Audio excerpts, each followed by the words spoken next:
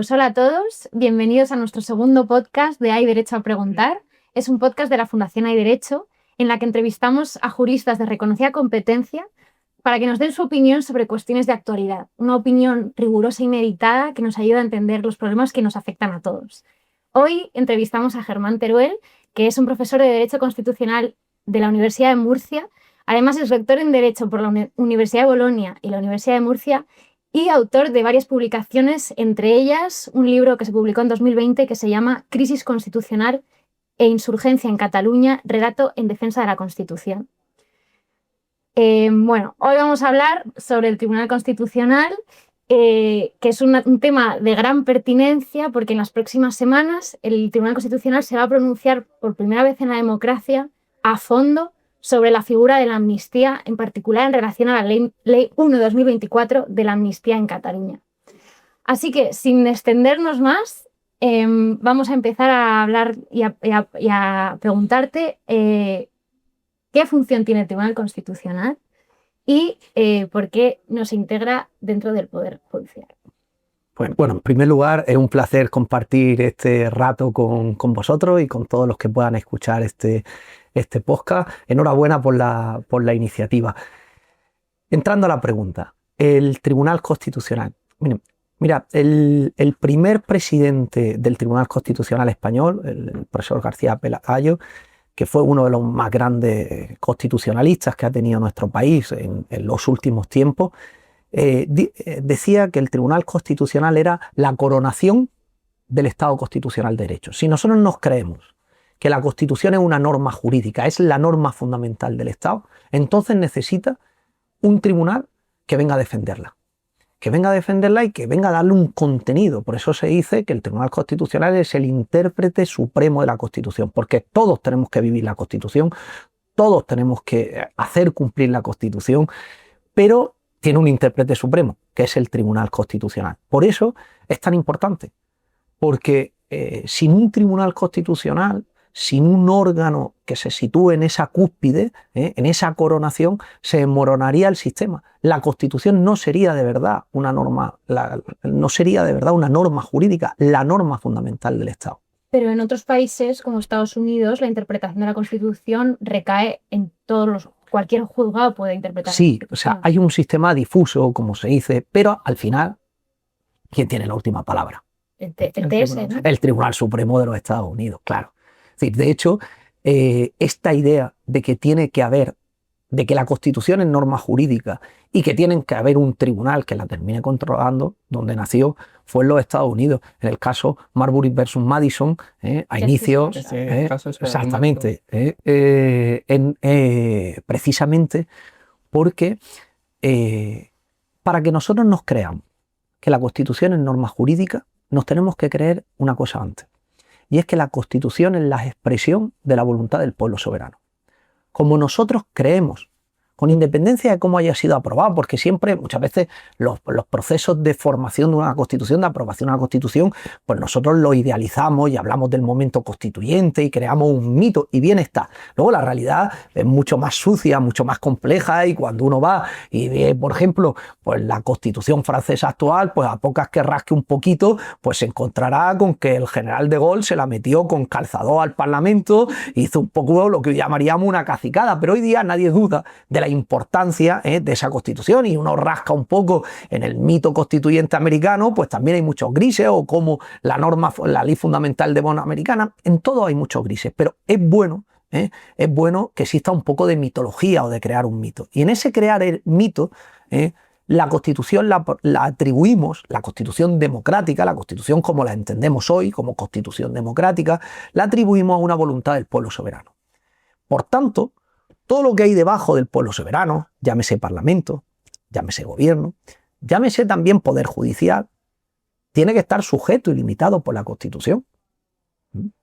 Y eso se dieron muy pronto en cuenta en los Estados Unidos, porque ¿cómo empieza la Constitución de los Estados Unidos? We the people. We the people.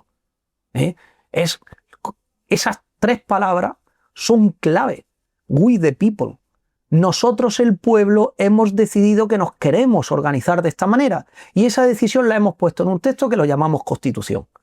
Pero a los constituyentes americanos, que en unos trabajos extraordinarios que se llaman los papeles del federalista, que son escritos, que fueron cruzando y donde se fue creando el magma del sentido constitucional. Bien, hablaron de muchas cosas, pero en la Constitución se les olvidó poner una, que fue la idea de justicia constitucional o de quién un poco tenía que proteger a la Constitución. Esa no la contemplaron.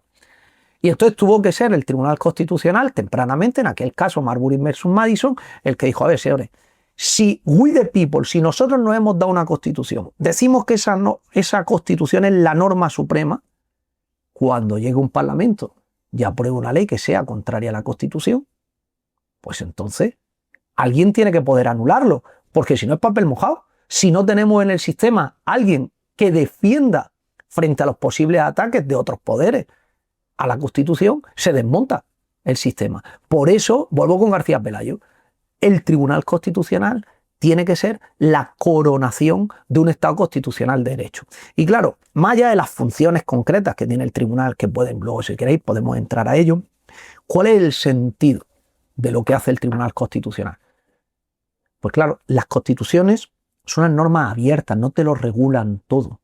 Entonces el Tribunal Constitucional tiene que ir concretando el sentido de la Constitución y actuando como el gran contrapoder. Es el único que en un momento dado al Parlamento, al que elegimos todos los ciudadanos, le puede decir, usted se ha pasado, y le puede levantar el banderín.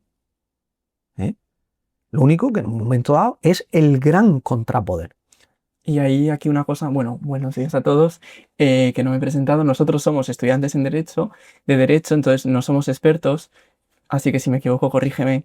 Pero hay una cosa que no has dicho y que yo tengo entendido que es así, que es que el Tribunal Constitucional, al contrario que el Poder Judicial, que es meramente un poder, pues como dice la propia palabra judicial, jurídico, el Tribunal Constitucional tiene una naturaleza político-jurídica. Porque esa labor de interpretación de la Constitución, que al final es un texto que, como has dicho, tengo entendido que representa la voluntad del pueblo soberano, es una labor que excede lo meramente jurídico y que hay muchas cuestiones que tienen necesariamente un margen de interpretación político. Entonces, no sé si estás de acuerdo con esto o no. Lo matizaría, y sobre todo por los tiempos que corren, ¿vale? En otros tiempos a lo mejor podría haber matizado menos, pero en estos tiempos que corren creo que conviene que subrayemos la condición del tribunal como un órgano jurisdiccional que tiene que atender en la resolución a criterios jurídico-constitucionales, ¿vale? De hecho, me vaya a permitir que recomiendo una lectura que además está en abierto, es muy fácil de encontrar, en la página web del Tribunal Constitucional. La página web del Tribunal Constitucional hay una parte en la que están los discursos de sus presidentes, ¿vale? En el primer discurso de su primer presidente, que he mencionado, García Pelayo, cuando se inauguró el Tribunal Constitucional, es una joya que deberíamos hacer leer en todas las facultades de Derecho, donde explica y resuelve precisamente cómo el Tribunal Constitucional, aunque resuelve asuntos políticos, tiene que hacerlo con criterios jurídicos. Ahora bien, y quizá por aquí nos empecemos a acercar, la interpretación de la Constitución es una interpretación que tiene unos criterios particulares, singulares. Tú no puedes interpretar la Constitución como interpreta el Código Penal o el Código Civil. Claro, y de hecho el Tribunal Supremo en España no es lo mismo que el Tribunal Constitucional. Claro. Ni se elige de la misma manera. Exactamente. De hecho, por eso precisamente la Constitución, cuando previó quién componía el Tribunal Constitucional, y así se hace en la mayoría de las democracias continentales, decidió dar participación a todos los poderes del Estado. Ahora bien, no dijo que quienes estuvieran ahí fueran personas prudentes o eso, pues no sé, podría haber montado un consejo de hombres buenos, porque si la interpretación de la Constitución fuera una cosa sociológica, política, pues entonces pues a lo mejor ahí tendrían que haber científicos, tendría que haber filósofos, tendría que haber, ¿no? ¿Qué es lo que dice nuestra Constitución? ¿Quiénes tienen que estar ahí? Juristas. Juristas. De reconocido prestigio. Juristas de reconocido prestigio. Y hay incompatibilidades también. Claro, pero sobre todo juristas de reconocido. Lo que tienen que haber es juristas de reconocido prestigio. El Tribunal Constitucional tendría que ser la selección española de los juristas. Y ahí es parte del problema en el que hoy día nos encontramos, en donde, por desgracia, bueno, la institución está sumida en un fuerte descrédito por culpa de la politización del órgano a través de nombramientos de personas en las que el reconocido prestigio como jurista pasa a un segundo plano, y en el primer plano está, como titulaba recientemente un diario, después de una de las últimas elecciones que ha habido magistrados, y decía, se ha elegido unos magistrados con un alto perfil político. Se ha elegido unos magistrados con un alto perfil político que va en detrimento o en relación inversamente proporcional a su alta cualidad como jurista. Y eso está matando al Tribunal Constitucional. Lo está asfixiando. Dijo, escribió en una columna, en una tribuna en el diario El País, Pedro Cruz Villalón, que es presidente emérito del Tribunal Constitucional y ha sido y es uno de los más grandes juristas a nivel europeo, fue abogado general en el Tribunal de Luxemburgo, y escribió una columna hace unos años, en El País, hace unos años, creo que es de 2021, 2022, que creo que el título no usaba credibilidad, pero era un sinónimo, que era el Tribunal Constitucional ante el riesgo de perder su credibilidad.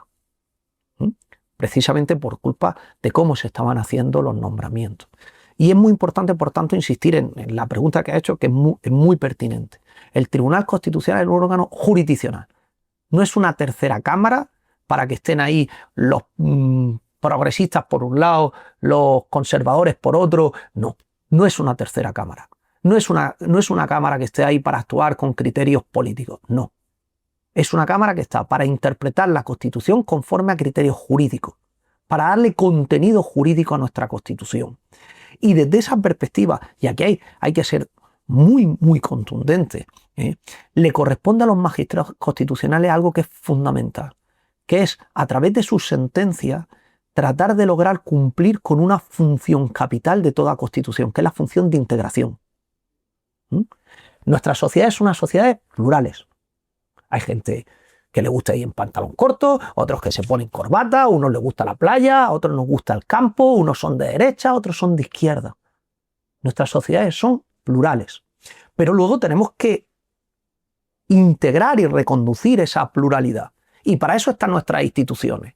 Todas esas diferencias las vamos reconduciendo en primera instancia pues a través del sistema democrático, en unas elecciones que luego nos llevan a un parlamento. Ese parlamento aprueba unas leyes. Y en esas leyes, pues por ejemplo, decidimos cosas pues tan sensibles como si el aborto tiene que estar penalizado o no tiene que estar penalizado. Y lo hacemos democráticamente conforme al principio de mayoría. ¿Vale? Pero en última instancia tenemos un marco, unas reglas mínimas del juego que son las que nos da la Constitución. Pero esa Constitución tiene que tener un sentido integrador, porque es como el mínimo común denominador. Son las reglas del juego que todos aceptamos para poder convivir en democracia.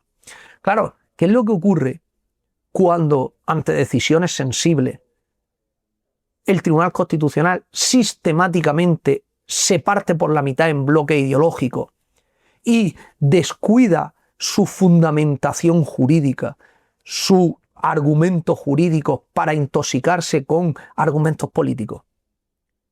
Va perdiendo, va minando ese sentido de integración.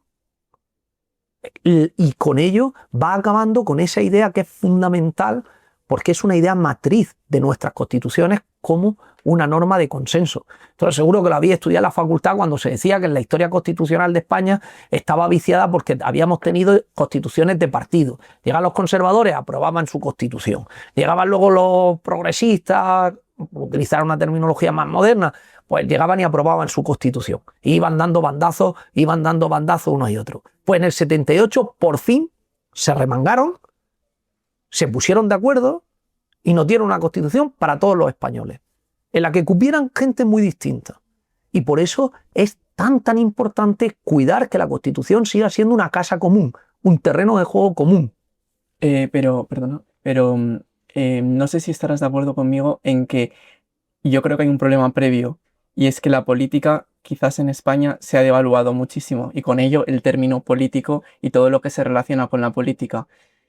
En el sentido de que yo creo que en el 78 quizás se veían las cosas un poco diferentes, porque por ejemplo hablas de que la Constitución es la casa común, pero eso es una idea política, que hay gente que no comparte, aunque yo creo que la mayoría de los partidos, ¿no?, que están en el Parlamento suelen compartir.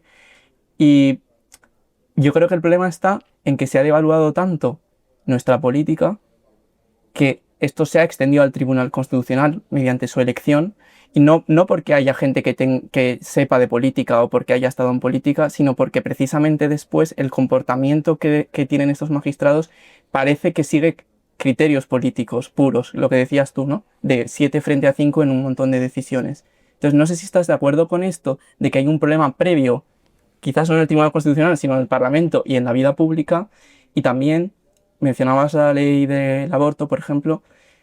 ¿Tú dirías que hay alguna ley, alguna decisión del Tribunal Constitucional que por sus propias características, por muchos criterios que pueda haber, al final no hay una respuesta clara, ¿no? O sea, al aborto o, no sé, situaciones, leyes que realmente tienen un componente moral, político, importante y que quizás sí que importa la ideología de las personas que estén allí? Mire, voy a empezar por el final. La Constitución en muchas cosas, como decía, es una norma abierta.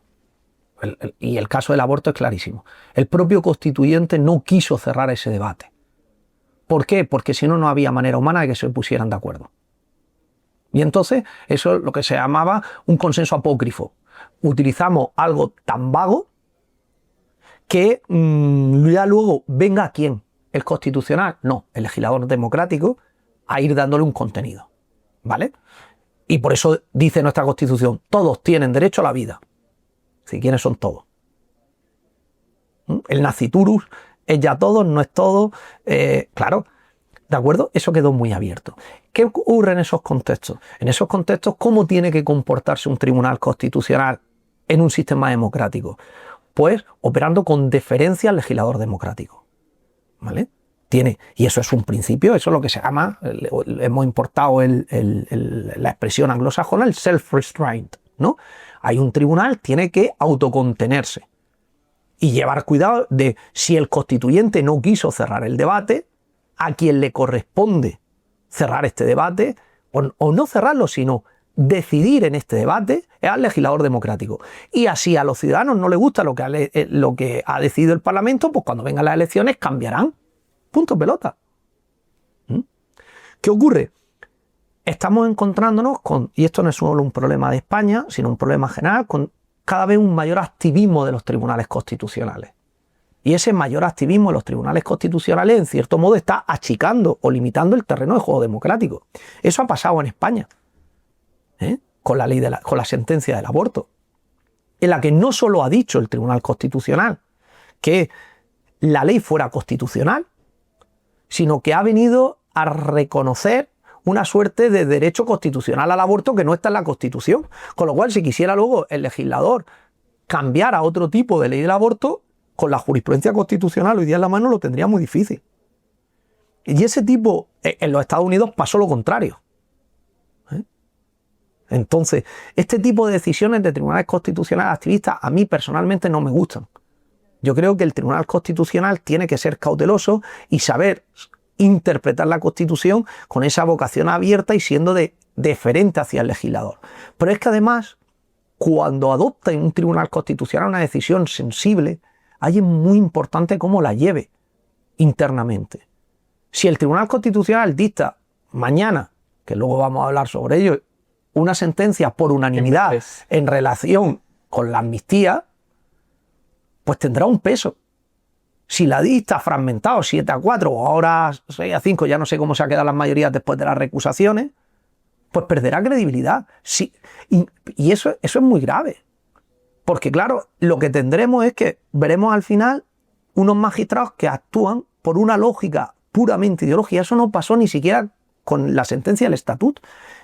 Con la sentencia del Estatut de Cataluña, los que sois más jóvenes os queda un poco lejos, pero 2010, el tribunal hubo muchas tensiones internas, hubo recusaciones, hubo filtraciones, esto lo estamos ya viviendo otra vez, y hubo muchas cosas que se criticaron, pero al final la fragmentación interna no fue los conservadores, esto entre comillas, por un lado, y los progresistas. Hubo, decía un artículo, tráfugas, benditos tráfugas. Porque la interpretación de la Constitución no tiene que ser nunca una cuestión ideológica de derecha y de izquierda. Puede haber sensibilidades distintas. Puede haber personas que sean liberales en su aproximación en la interpretación constitucional. Puede haber personas que hagan, puede haber juristas que hagan, por ejemplo, en los Estados Unidos está muy de moda la interpretación originalista. Sí. ¿Vale? Sí, hay que interpretar la Constitución conforme a lo que los padres constituyentes quisieron. Muy bien, pero eso no es ideología en sentido lo que quiera el PP o lo que quiera el PSOE. ¿Vale? No es eso. Lo que estáis comentando me recuerda mucho a una charla que fuimos el otro día que dio la Fundación Hay Derecho de un economista que se llama Daniel Kaufman y que trabajó en el Banco Mundial, y él nos explicó un término que se llama captura del Estado, y para explicarlo lo distingue de la corrupción, que es pues que en el momento de la implementación de las leyes las personas que están en el poder, los políticos, tienen un beneficio propio en perjuicio del interés general, ¿no? O sea, luego eso se traduce en delitos, delito de malversación, delito de cohecho. La captura del Estado no se da en el momento de la implementación de las leyes, sino en el momento de su formación.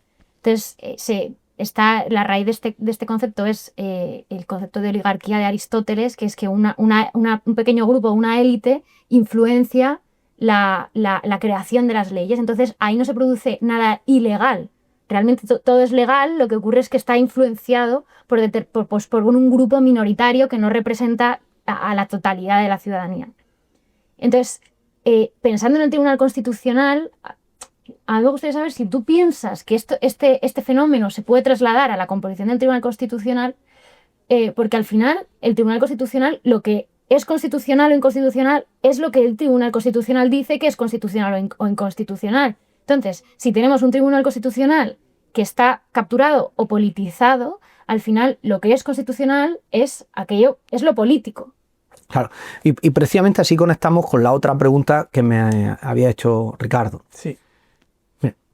Eso de la captura del Estado tiene una dimensión que es lo que desde hacía años, estoy hablando, por ejemplo, pues cuando aquí en España soplaron vientos regeneracionistas, antes incluso de la crisis económica, pues años 2011, 2012, o sea, el inicio de aquella década, de ahí en adelante, y aquí se hablaba mucho de la partitocracia o de la degeneración de nuestro sistema político por la captura de los propios partidos, ¿vale? El sistema democrático tiene eso que hay un libro muy bueno americano que se llama American Unwritten Constitution, la Constitución no escrita.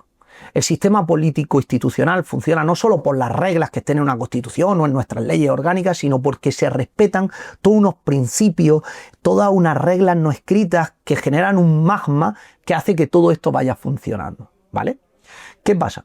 Cuando los partidos políticos empiezan a desviarse y empiezan a actuar alejados del interés general, movidos únicamente por la lógica de cómo alcanzar el poder y cómo mantenerse en el poder, cuando para colmo se convierten en unas empresas de colocación de afines donde no prosperan los mejores, sino solo los que han ido en las correspondientes juventudes, han ido haciendo su carrerica, primero llevando el vacío de cuánto, y entonces los más serviles van prosperando en esa cadena hasta que lo hacen presidente de una comunidad autónoma o ministro o lo que haga falta.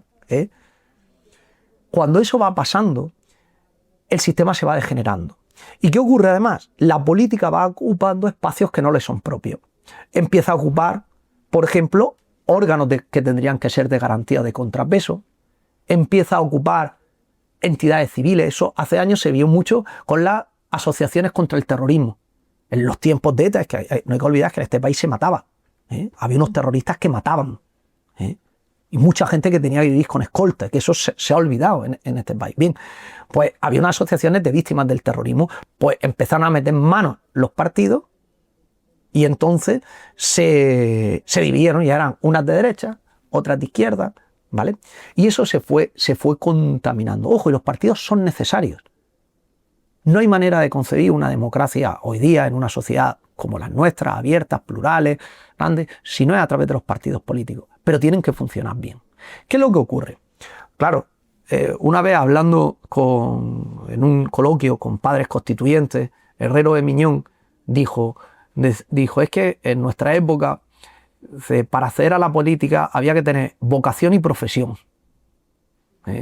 Es decir, saltaba la política por una persona que era catedrático de universidad, que era abogado, que era ingeniero, que no sé cuánto, tenía su prestigio ganado y en un momento dado servía a la política. Por ejemplo, nuestro sistema tributario, del que todavía hoy somos herederos, porque en su eje básico, pues lo hace un señor, era un catedrático de universidad que creo que aguantó en el ministerio 4, 5 o 6 meses. Hizo la reforma con el 77, 78, en el momento de los pactos de la Moncloa, hizo la reforma y se fue, porque era su labor de servicio.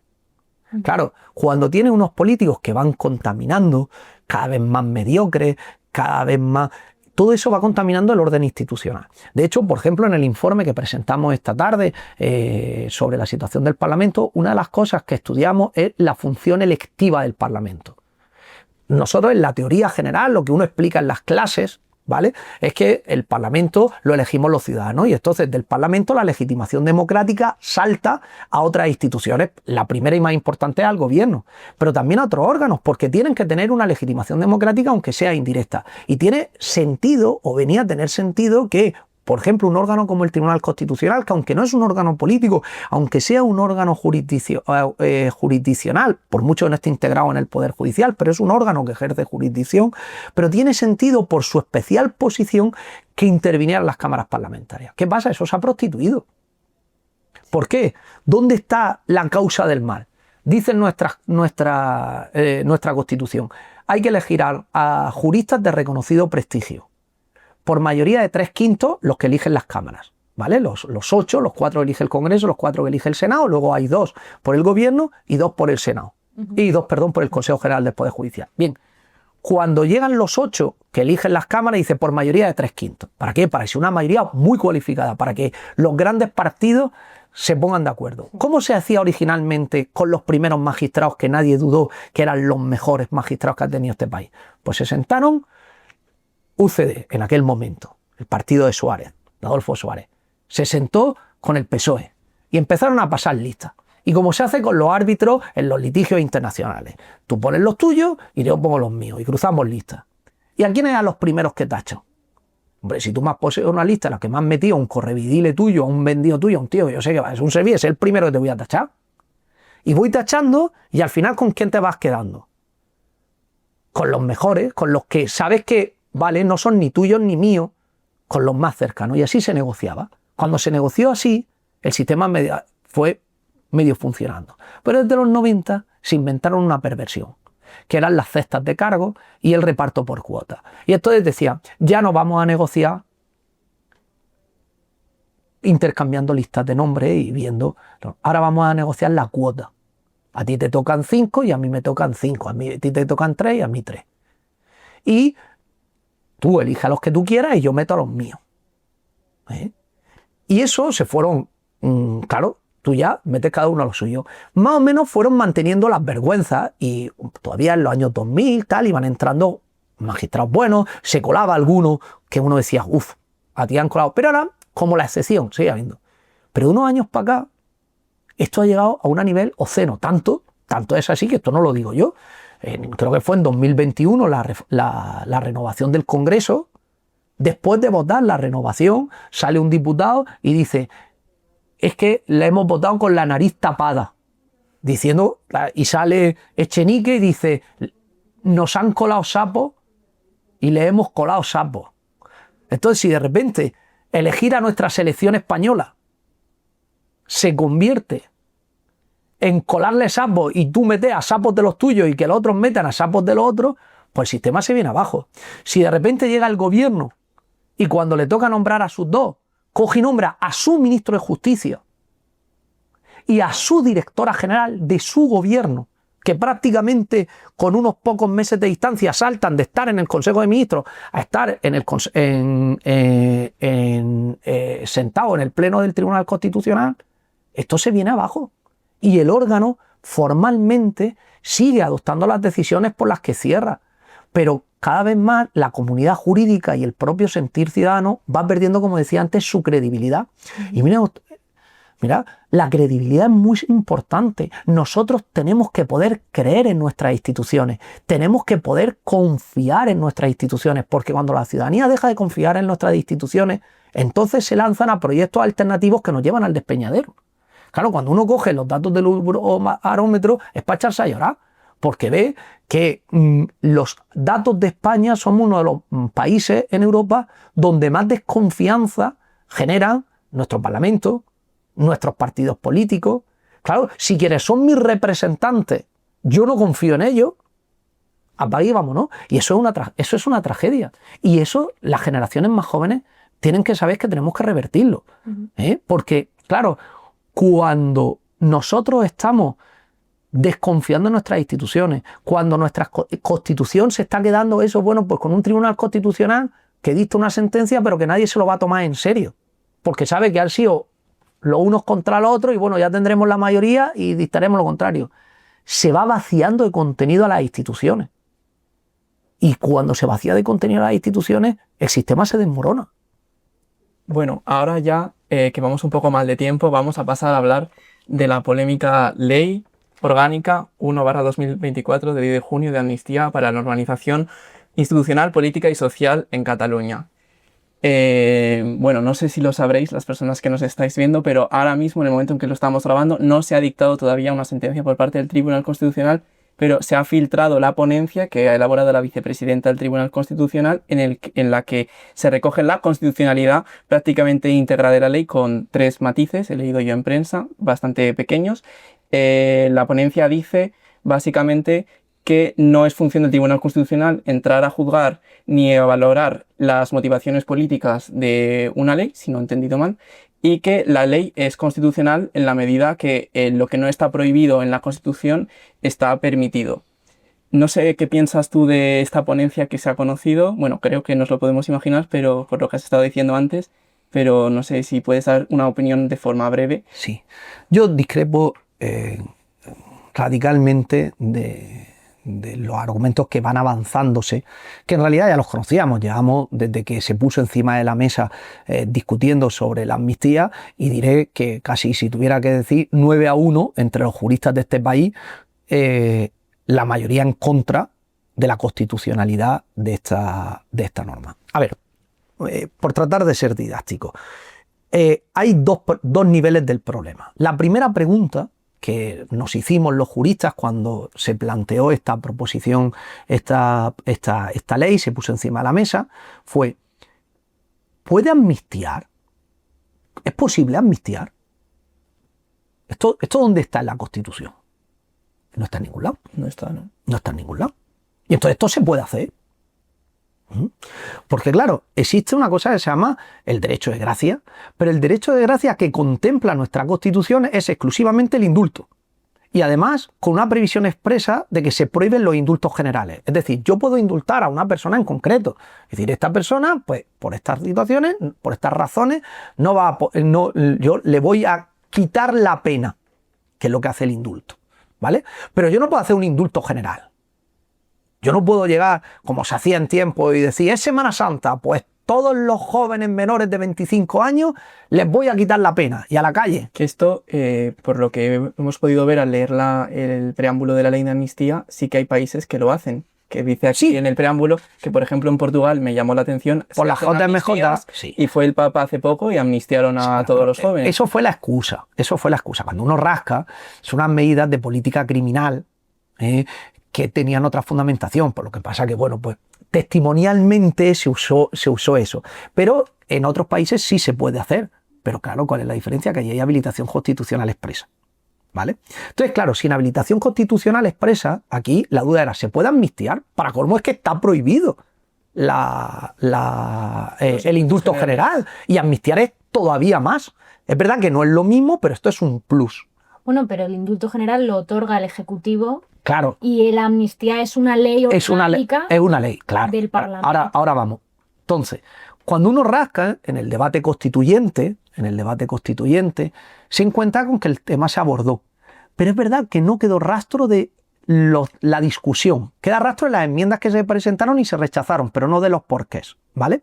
Y hubo en particular una muy importante que la presentó además un diputado que era catedrático de Derecho Constitucional, entonces de Derecho Político. Y esa enmienda decía, donde hoy dice que la que prosperó parcialmente, en el artículo que establece en la Constitución las funciones de las Cortes, dice, la Constitución tiene la función legislativa, la función de control al gobierno, la presupuestaria, y decía además ese artículo, y la de amnistiar. Y ese trocito, ¡tac!, no lo cogieron, no lo quisieron poner. Claro. Muchos juristas han interpretado ese silencio como una prohibición constitucional. ¿Por qué? Porque aunque sea una ley, también los presupuestos generales del Estado son una ley, y la Constitución los prevé específicamente en una función del Parlamento. ¿Por qué? Porque es una ley muy especial. Es decir, aquí lo que está haciendo el Parlamento no es una ley en sí mismo, o sea, formalmente es una ley, pero el sentido de este instrumento es una emanación de ese derecho de gracia y es algo muy, muy, muy singular, ¿vale? Y por eso, bien, muchos juristas han concluido que precisamente esa falta de habilitación constitucional y precisamente por ser una intervención del legislativo que rompe con principios fundamentales de nuestro Estado de Derecho, particularmente con la igual sujeción de todos ante la ley. Por tanto, si no hay habilitación expresa en la Constitución, han concluido que no se podía amnistiar, ¿vale? Pero, yo no comparto esa opinión. O creo que ofrece argumentos muy buenos, pero no la comparto. Yo creo que el silencio constitucional, en otro contexto, lo habríamos interpretado de manera distinta. De hecho, por ejemplo, en Alemania, sin habilitación constitucional expresa, se han concedido amnistía, ¿vale? Y yo creo que si hubiera habido, pongamos, un momento, vamos a hacer un contrafáctico, ¿no? Vamos a imaginarnos una situación. Insurgencia en Cataluña, golpe de Estado, como intentaron darnos, se les vence, por así decir, se gana además las elecciones, se constituye allí un gobierno en Cataluña, en una orientación política, las cosas se orientan y en ese marco hacemos un proyecto de reforma constitucional para reordenar nuestra situación territorial y en todo ese contexto los partidos nacionalistas se desinflan, dicen que se arrepienten de todo lo que ha pasado, que quieren volver al consenso constitucional y en ese contexto los grandes partidos, PP, PSOE, de la mano, sabiendo además, deciden aprobar una ley de amnistía. Yo estoy seguro que buena parte de la comunidad jurídica no habría saltado a decir lo que ahora se decía. Si hubiera sido por 300 votos a favor, claro, está claro que no habría debate. Porque no hay una prohibición expresa en la Constitución. Y aquí viene lo que decíamos antes, ¿no? El sentido abierto de la Constitución. Ojo, que como yo lo estoy diciendo es distinto a como lo hace el Tribunal Constitucional, que yo creo que en ese proyecto de sentencia, en ese borrador de sentencia, pervierte las categorías, ¿vale? Pervierte las categorías y juega con ellas de manera tramposa, ¿vale? Entonces no se confunda cómo yo lo estoy usando a cómo lo está usando la sentencia. Pero hasta ahí aunque comparto que son muy buenos los argumentos de aquellos que han defendido que no cabe bajo ningún concepto, yo soy más prudente. Ahora bien, vamos al siguiente nivel de análisis. Aun admitiendo que en ausencia de previsión constitucional puede llegar a aprobarse una ley de amnistía, esta concreta ley de amnistía es constitucional. Y aquí digo yo, radicalmente no, es radicalmente inconstitucional. Y además tenemos un informe que hay que saber leer muy bien porque es muy aparentemente suave, pero da unos argumentos muy contundentes, que es el que vino a hacer la Comisión de Venecia. O sea, es que la Comisión de Venecia es un órgano muy prestigioso del Consejo de Europa que vela por el Estado de Derecho, ¿vale? Y vinieron académicos más prestigiosos de toda Europa a ver qué estaba pasando en España con esto. Y nos dijo unas ideas que son muy importantes. La primera de ellas es: yo no voy a entrar si se necesita habilitación expresa o no se necesita, porque aquí hay ejemplos distintos en los países. Pero esto es una cosa muy especial. Es excepcionalísimo lo de una amnistía. Por tanto, no lo podemos tratar como una ley cualquiera, ni siquiera como una ley orgánica cualquiera. Esto tiene un plus. Para que sea legítimo en sentido constitucional, necesita un plus de calidad democrática. Y esto un tribunal constitucional, esto no es enjuiciar la motivación política, no. Es enjuiciar por parte de un tribunal constitucional si se ha dado ese plus de calidad democrática de razonabilidad que puede justificar un quebranto tan excepcional del principio de igual sujeción de todos ante la ley. Solo si se da ese plus de calidad democrática, de racionalidad de esa decisión, de ese acto parlamentario de conceder una amnistía, va a ser legítimo. Y claro, cuando uno ve lo que nos dice la Comisión de Venecia, no se cumple ninguno de los requisitos. Ninguno. Se ha aprobado por la mínima. Por un procedimiento de urgencia.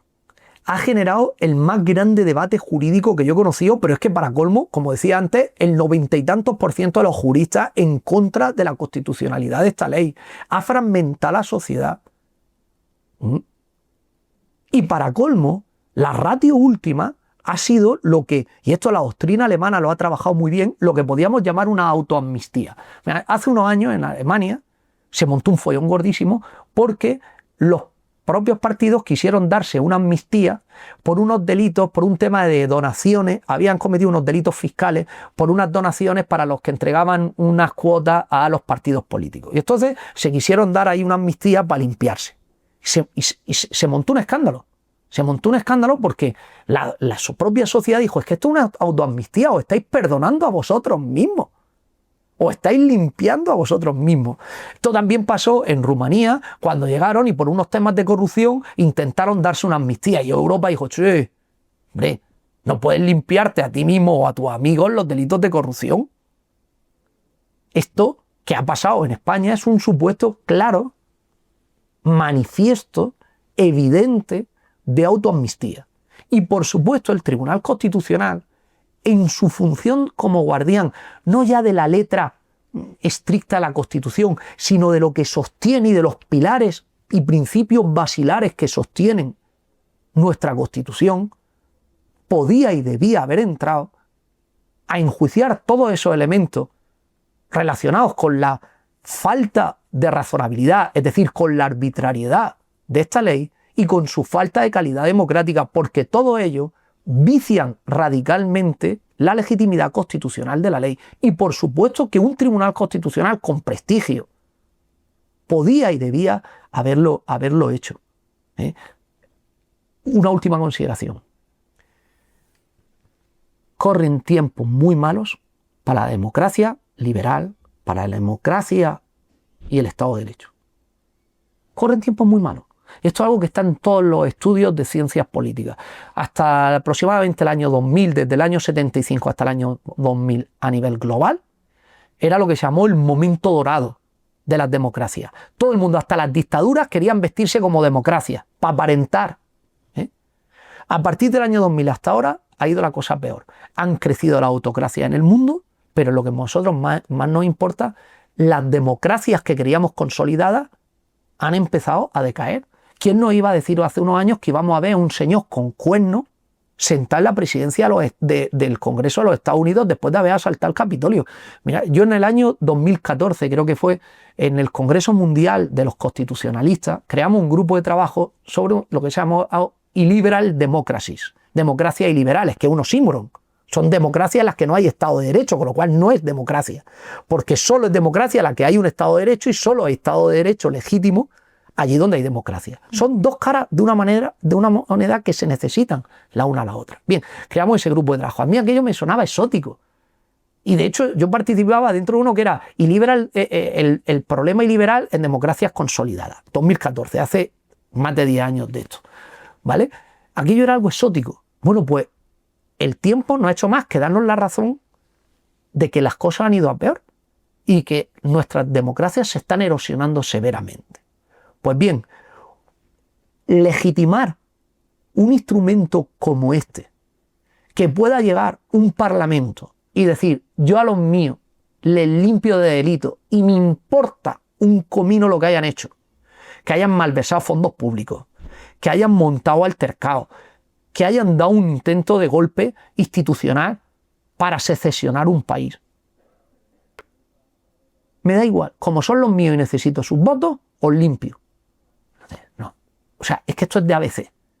Y eso es lo que estamos legitimando en este país. Punto. Me lo vendan como me lo vendan. Yo ese sapo, no, me lo trago. No, las cosas, o sea, otras cosas puedo admitir, pero ese sapo, no, me lo trago. Y siento un precedente peligrosísimo. Porque mañana llegan 4 locos. Si hay algo que en este país, por favor, funciona bien, es el sistema electoral. O sea, mira, en España arrastramos problemas históricos, lo más grande. Uno lee Miau de Benito Pérez Galdós y ve cómo funciona la administración española y dice, pero si es que tenemos los mismos follones, él vuelva usted mañana a El Arra. Bien, pues si hay algo en lo que hemos sabido superar nuestro pasado histórico negro de cacicada, etcétera, ha sido en el sistema electoral. Hemos sabido crear un sistema electoral extraordinario, y lo digo en un momento en el que si el voto por correo, que si no me lo creo. Nuestro sistema electoral funciona muy bien, ¿vale? Bien, imaginémonos que uno de estos movimientos que hay, que los hay cada vez con más fuerza, llegan después de unas elecciones y nos impugnan el resultado de las elecciones, nos impugnan el sentido, los contestan en la calle, montan un asalto al Parlamento y ya está. Pero consiguen diputados suficientes para luego al gobierno decirle, ahora me toca a mí indultar. ¿Con qué argumentos vamos a decirle que a estos no? ¿Con qué argumentos? ¿Con qué argumentos vamos a criticar el indulto, el perdón presidencial allí a los que han asaltado el Capitolio por Trump? No es que están más pacíficos los Estados Unidos, hombre, claro que están más pacíficos los Estados Unidos, ya no necesitan asaltar el Capitolio, lo han muerto el presidente. Además, perdona un segundo, creo que la idea esta de que lo que no está expresamente prohibido está permitido da a entender que el Parlamento puede aprobar mediante ley orgánica cualquier cosa, es decir, que la Constitución no tiene ningún tipo de prohibición implícita, entonces tendríamos que tener una Constitución que es guerra y paz de larga. Claro, no, la propia ponencia habla también de las implícitas, pero hace trampas. Para empezar, las instituciones, los poderes públicos solo pueden hacer aquello a lo que tienen autorización. Punto. Solo aquello a lo que tienen una base legal o constitucional para poder hacer. Somos las personas, los ciudadanos, lo único a los que nosotros podemos hacer todo aquello lo que no está prohibido. Todo.